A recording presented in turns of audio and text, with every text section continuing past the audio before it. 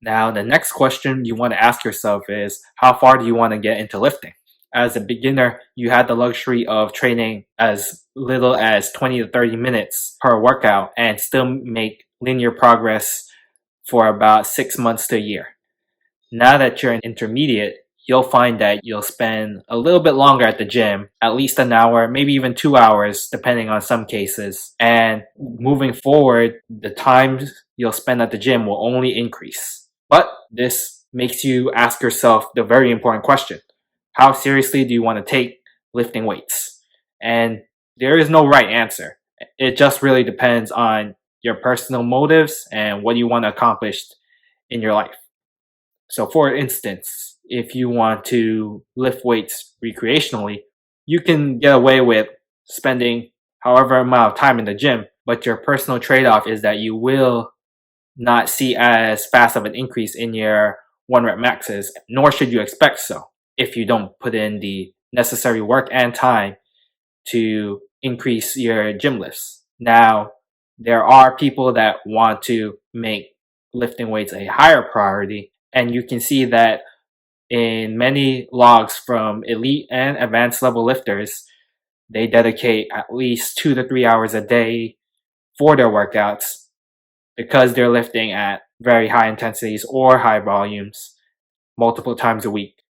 And if that's the life you're willing to accept and you feel comfortable with the sacrifices that lifting entails, by all means, pursue that goal. What is most important here is that you have the necessary insight on what to expect versus having blind expectations and very high goals that are not even within reach with the amount of effort you're putting in.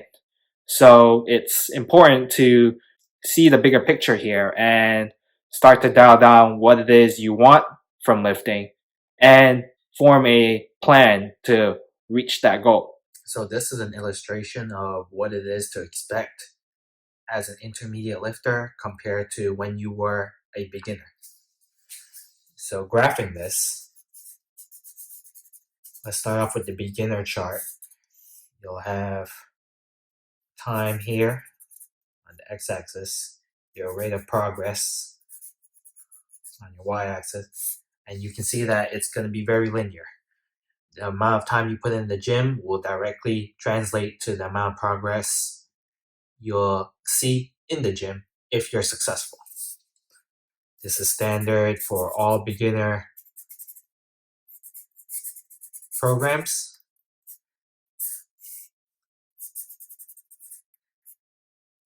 And you shouldn't see too much deviation amongst the programs you have to choose from. Now, as an intermediate, your line will also be linear, but it won't be as steep. And why is that? Because as an intermediate lifter, you've had some time, probably between 6 months to over a year, for some people 2 years. You had that much amount of time to become efficient at the barbell lifts. So as a result, you will need more stimulus so that you can make the same amount of progress.